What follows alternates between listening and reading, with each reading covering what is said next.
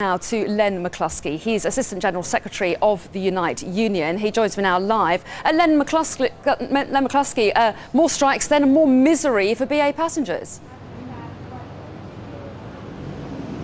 Well, obviously the situation that we find ourselves in at the moment is that yesterday, having received a formal offer for the first time by British Airways, we were preparing to put that back to our members and get a result on what our members thought about it within a matter of days, only for it now to be withdrawn by Mr. Walsh. It appears that his actions have made the strike almost inevitable now. Well, you say that, but he says you've broken your word. He said he gave you an extension of your mandate, gave you an extra 3 weeks, in which time you could then ballot your members on this new offer. Instead, you've announced strike dates. Instead, he said that was one of the conditions that this offer was on the table, and you've broken that agreement.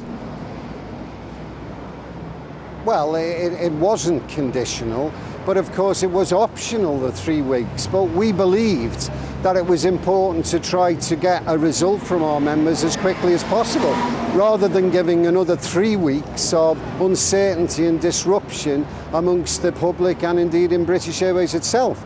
We concluded that rather than wait 3 weeks, we could get an answer from our members in a matter of 3 or 4 days, let alone 3 weeks. So I'm stunned, and it does beg a belief as to why Mr. Walsh is now taking it off the table. He could have an answer on the company's offer within a matter of days. If our members would have accepted the offer, then the dispute would be over and there would be no further confusion in anybody's mind. So we can only conclude that he was never seeking an agreement, and that British Airways management have been negotiating in bad faith, and that perhaps the hidden agenda that other people have been talking about, his wish to confront the unions, was always uppermost in his mind. That's deeply regrettable, and we believe that to use an iconic company like British Airways to try to enact that type of scenario is wrong. And we can only hope that wiser counsel can prevail within British Airways. Mr. McCluskey, you're now talking about this latest 11th hour offer from British Airways as if it was the magic key that was going to unlock this dispute, and yet you've already said that as a union you rejected it. No, we never said we rejected it. We said that it fell short of our particular proposals. Remember, we've been negotiating for 9 weeks. We're the ones that have put forward significant changes and a substantial offer that met all of the British Airways requirements. They're the ones that rejected our offer. They have then come up yesterday with another formal offer which falls short of our belief that it allays all the fears. However, we were more than willing to take that back to our members, because it's our members who will be the final arbiters. If our members decided in a matter of days that this was acceptable, then the dispute would be over. So my question to Mr. Walsh is, what's the problem? Why won't you allow us to put that offer to our members? Our members, if they accept it, the dispute is resolved. And there needs to be no further confusion. Where lies the problem in us doing that? The very thing that the mediators in this particular dispute have commended us for doing. Well, Willie Walsh says that the reason that this offer has been withdrawn is because you've announced strike dates. Are you prepared to withdraw those strike dates in order to give your members time to ballot this new offer? Well, if he said that, then the reality is he's saying it, like always, through the media. We've had no formal communication at all. We can only operate on the basis of what is placed on the table. Yesterday, the company did place on the table, again, through the formal procedures of the mediator at the TUC. We've taken them back in order to take to our members, only to find out this afternoon through the media on news channels that Mr. Walsh has withdrawn it. It seems an extraordinary way to behave, and I have to say that in all my years of negotiations, and I have a fair amount of experience, I've never come across anything like this in my life. It is extraordinary.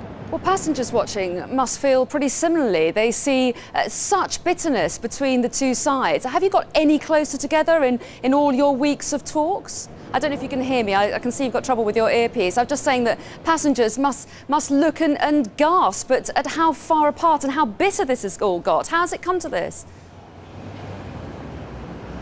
You may well ask. I'm absolutely certain that the British public are gasping. Let me just remind everyone, including the public, that we're talking about cabin crew, decent men and women who do a highly professional job and are not mindless militants who are deeply proud of working for British Airways, and yet they have voted on 2 occasions by 92% and 81% to take strike action. That must say something. That must tell people that there is a deep sense of grievance. And instead of Mr. Walsh adopting a macho-style management of putting together a strike-breaking crew that has cost him and British Airways a considerable sum of money and considerable energy, he should have channeled that into dealing with their grievances. Had he have done that, a fraction of that, we would have had this dispute resolved. And even at this late hour, I'm appealing to Mr. Walsh and British Airways management not to throw their teddy out of the pram and take away